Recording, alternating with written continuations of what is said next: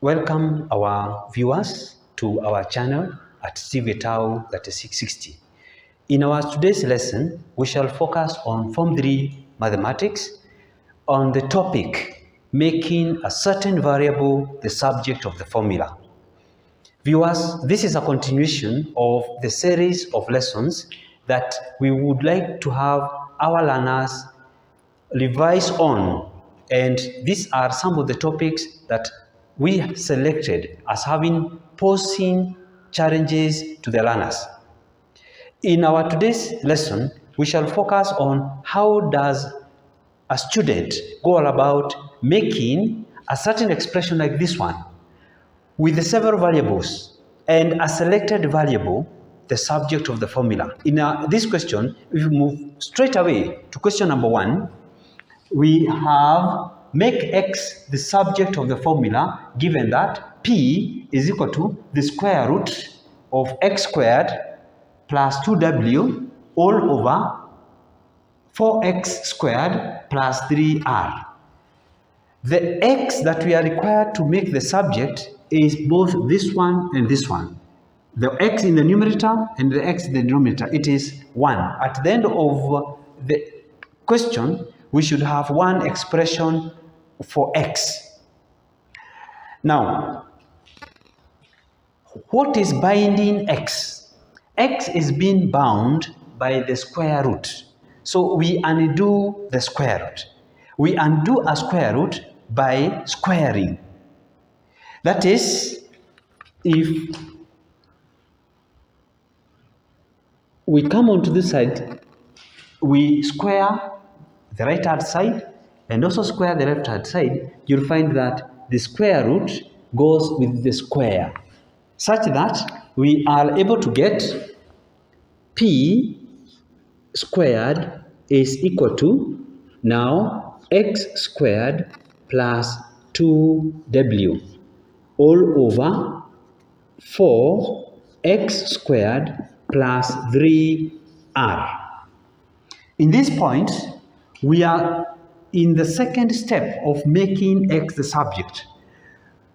We do not need to have the x in the denominator and also in the numerator. So what do? We multiply both the sides by the denominator, that is 4x squared plus 3r.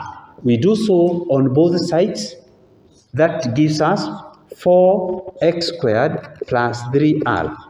Now multiply p squared inside this part, and we are going to have 4 p squared and then x squared plus we have 3 p squared r. This is equal to now this expression, because all this part, when you multiply by this one, it cancels out. And then we are left with x squared plus 2w. At this point, you realize now we have the x on both sides of the equation, the right hand side and the left hand side. So how do we go about that one? We can decide to make x to be on the left side, and we push this 3p squared r on to this other side. We push it here. What does that one give us? It gives us 4p squared x squared subtract x squared, that gives us 2w minus 3p squared r. At this juncture, we have x in the two parts, but on the left hand side. So how do we go about it? We factorize. We factorize x such that we have one term x squared. So factoring out x squared will give us x squared into 4p squared. The x squared is gone, is out here. We remove x squared and we shall be left with a 1. and that is equal to 2w minus 3p squared r. At this point, we have one step whereby we make x squared the subject to be on its own side by dividing throughout by 4p squared minus 1 on both sides. 4p squared minus 1 on both sides. So all this cancels out by dividing 1, and this divides out 1, such that we are left with x squared being equal to 2w minus 3p squared r all over 4p squared minus 1. At this point, we move to the final step, whereby upon square rooting x squared, we are left with an x, and that is equal to, we also take the square root on this side, and that will give us the square root of 2w minus 3p squared r all over 4p squared minus 1. Now, viewers, we need not forget that the square root of a particular number like this one may turn out to be either positive or negative. So this is very, very important.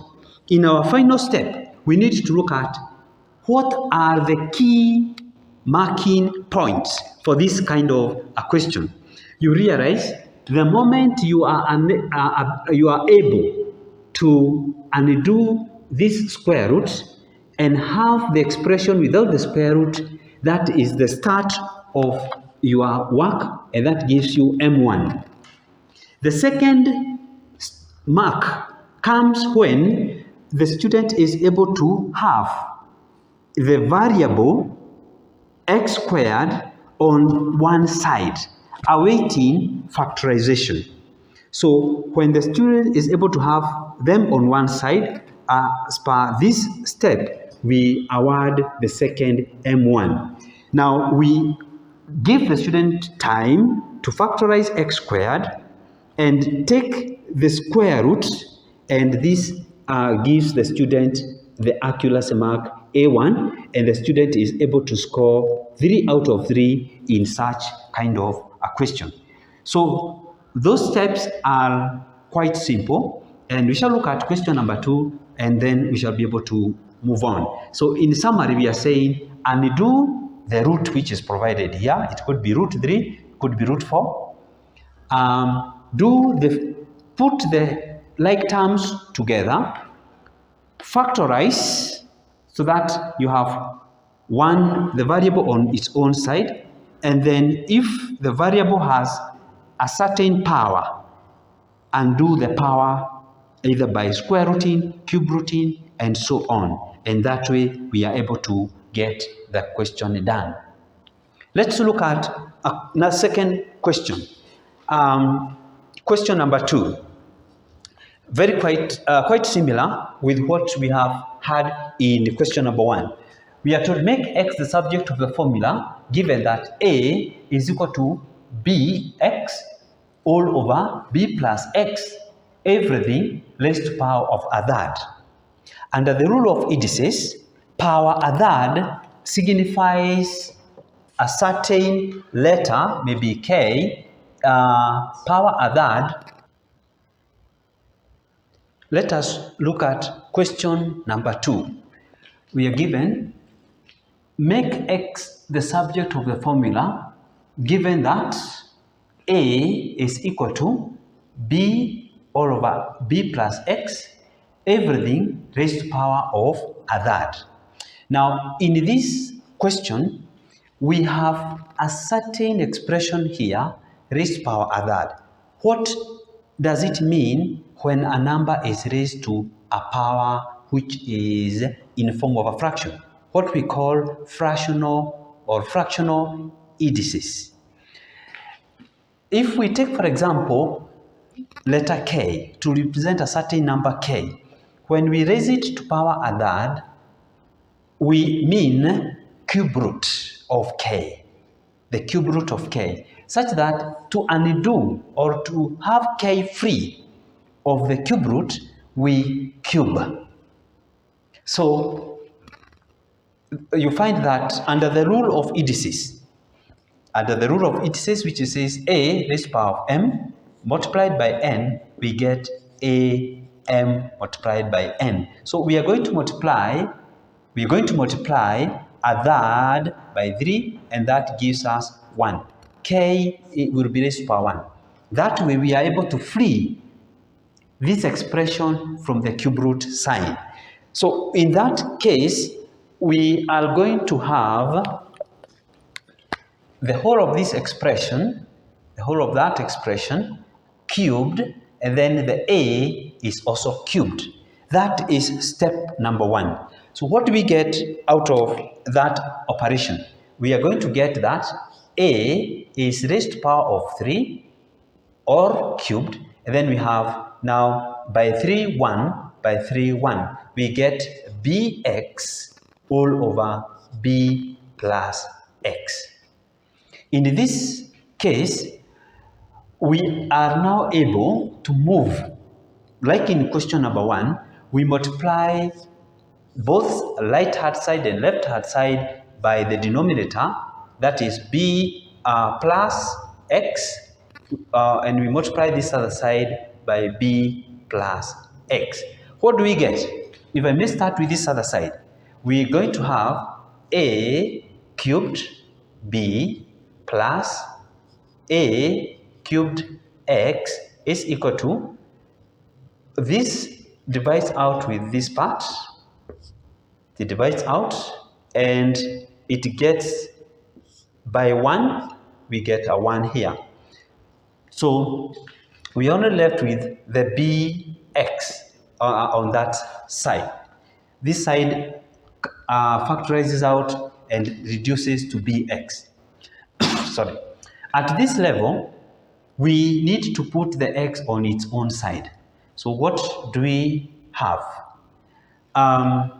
We may decide to bring this onto this other side, such that we have a cubed b being equal to bx minus a cubed x. At this point, the x, although it is multiplied by b and multiplied by a cubed, is on one side. So the step that we are left to do is factorize. That gives us a cubed b is equal to, we factorize x out, and that gives us b minus a cubed. At this point, we are left with letting x to stand out alone, and that is the concept of making x the subject. And that gives us, we divide by b minus a cubed, we divide by b minus a cubed.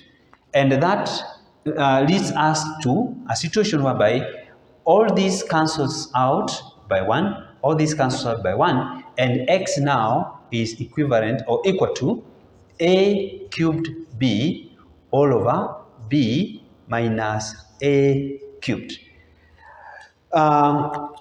Normally, we are used to having x on the left-hand side, so I will write it as x is equal to a cubed b all over b minus a cubed.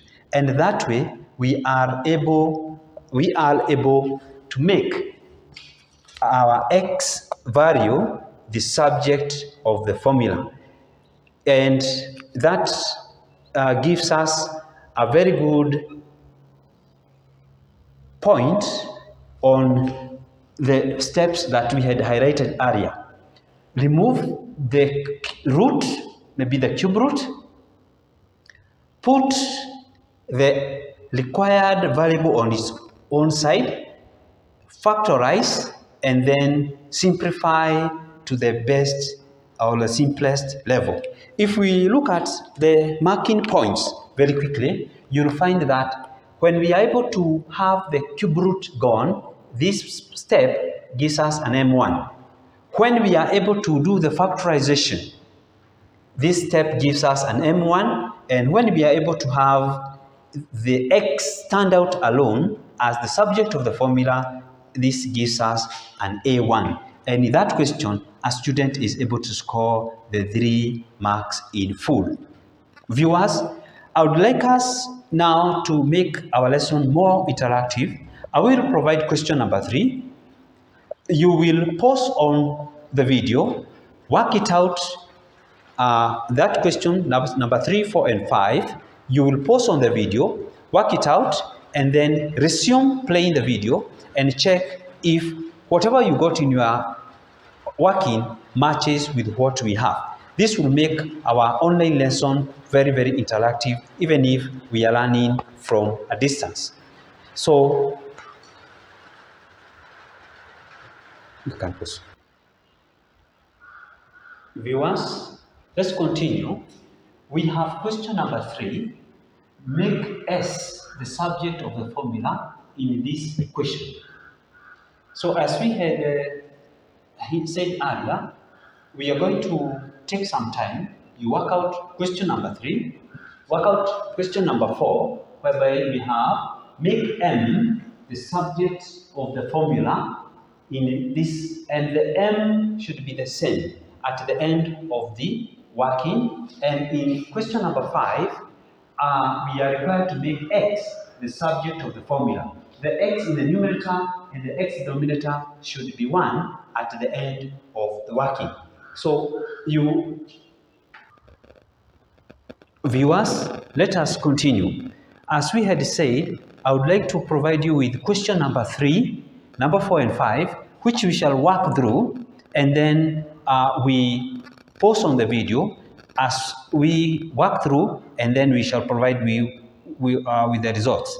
In question number 3, we are saying, make S the subject of the formula in the equation W is equal to the cube root of S plus T all over S. In question number 4, we are required to make M the subject of the formula in the equation P is equal to M over D, the square root of A squared minus T over M. The M should at the end of the working be the same. And in question number 5, we are making X, which features in the numerator and the denominator, as the subject of the formula, and at the end of the question, at the end of the answer, it should be the same. So viewers, pause on the video and work through.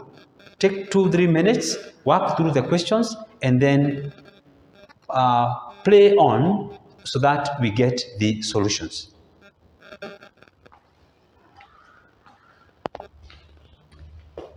Welcome back. We look at the working for question number 3. The subject that we are interested in, S, is held by a cube root. So the opposite of a cube root is to cube. We cube both sides, and the moment you write the result, that point you score an M1. It's the first method mark. So that gives us W cubed is equal to, the cube cancels out with the cube root, and that gives us S plus T all over S. At this point, we eliminate the denominator by multiplying by S on both sides, so that this cancels out, divides out with that one, and on this side we get S plus T is equal to the S W cubed. In step number 2, we put the variable which we are interested in, that is S, on its own side, so that we get S W cubed minus S is equal to T. At this point, we factorize S, so that we get S into brackets W cubed minus 1. When we factor out S, we are left with a 1, not a 0. We are left with a 1, and so that if we work backwards, S times W cubed is SW cubed. S times 1 is an S. and that gives you t. At this point, we want s to be on its own side. So we divide by w cubed minus 1 on both sides.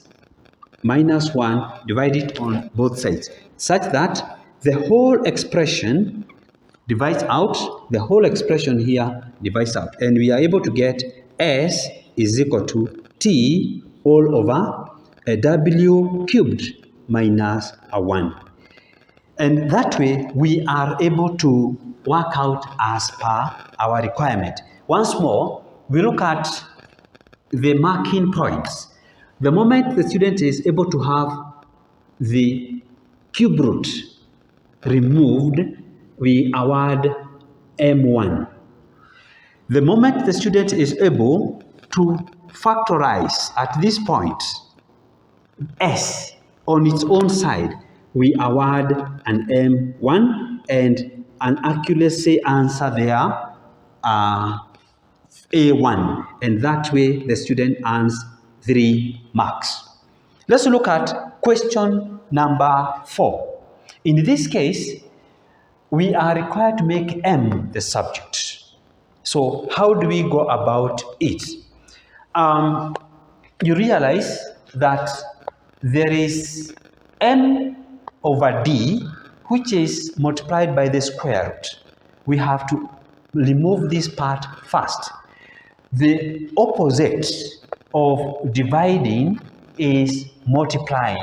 So we multiply by D, and the opposite of multiplying up here by M is to divide by M. More or less, we multiply on both sides by the reciprocal of M over D, which is D over M. We multiply that on both sides with D all over M on both sides. That way, we are able to see the M divides out with M, the D divides out with the D, and that gives us a P D all over M is equal to now the square root of A squared minus T all over M. The question is becoming simplified. Now, as you can realize, as you can see in this point, the M is still being held by a square root sign. So once more, we square both sides. And what does that give us? Remember, we award the mark after you have successively operated on the square root and the square. So this gives us that the square cancels out the square root, so that we get A squared minus T all over M, and on this other side, we open the brackets and we get P squared D squared all over M squared. At this point, remember, we are still working on ensuring that our M is put on one side. So what we're going to do is we remove this M by multiplying both sides by M, such that by M1 by M we get 1, and on this other side we do the same operation, we multiply by M. However, M, when we divide by the M squared, we're going to have P squared D squared all over 1M, and that should be equal to A squared minus T. Once more, the steps that we are having here, the student can manipulate it in his or her own way until M is on its own side. So for me, I will do one more step whereby I will multiply by M, so that this M goes, and I multiply by m at this point. I multiply by m on the left side and on the right side. So that I get another step, p squared d squared is equal to, into brackets, a squared minus t into m. At this point, because I want m on its own side, I may decide to divide by a squared minus t. I divide by a squared minus t, such that at the end of the day, my m is equal to p squared d squared all over a squared minus t, and that for illustration purposes, we are cancelling out. We are dividing out so that you, the viewer, can be able to see that the m is now free of any other multiplication. M is equal to p squared d squared, which is this one, all over a squared minus t, which is this one. So this is our simplified form whereby m is the subject of the formula. Which steps are we now likely to give here? You realize after we have successfully removed the square root at this level, we give an m1. When we are able to have the m on its own side, we give an m1, and having the subject of the formula as m, a1 given. So this student is able to score 3 out of the 3 marks. Now, viewers, in the final question of our lesson today, we look at make x the subject of the formula. The x features in the numerator and also in the denominator. So to remove the square root, we are going to square. We are going to have the square on both sides. So what do we get? We get that a squared is equal to mx minus p all over r minus nx. Now, we need the x, so we multiply the denominator by r minus nx. We multiply this other side by r minus nx. What do we get? We open the brackets and we get a squared r minus nx a squared. So a squared comes here. A squared also multiplies here, and that gives us all this cancels out with that, and we get mx minus p. At this point, we put the x on its own side, such that it is easier to have the negative nx a squared move to this side, and it's also much easier to have the negative p move to this side.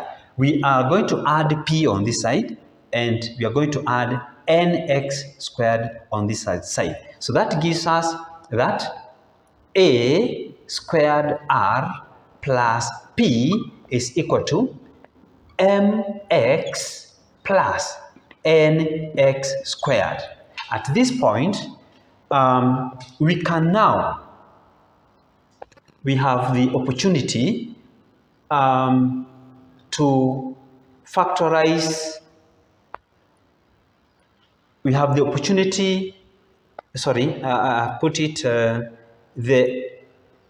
a, this is supposed to be nx a squared. We have the opportunity to factorize x, and factoring x out gives us x into m plus n a squared, and that gives you a squared r plus p. We divide by m plus n a squared, so that all these divides out to get 1, such that x is now equal to a squared r plus p all over m plus n a squared. And that way, we are able to make x the subject of our formula. The equation reads x is equal to that. At this, once more, we look at the marking points. Being able to remove the square root by squaring at this level gives the student M1. Putting the x together and consequently being able to factor it out our M1 at that level, and being able to accurately get the x value or variable on its own side, we get A1, and that earns the learners 3 out of 3 marks. So viewers, we come to the end of our lesson at that point. My urge is that you'll be able to now work out several other questions that require making a variable the subject of the formula. This session will continue, whereby we shall also have some practice questions in an upcoming video lesson. Coming up next, we shall look at simplifying logarithmic equations. I would like to thank all of you for being able to follow through the lesson. Do subscribe on the video so that the moment I upload any other video, you'll be the first one to be notified. Otherwise, thank you and see you in our next lesson.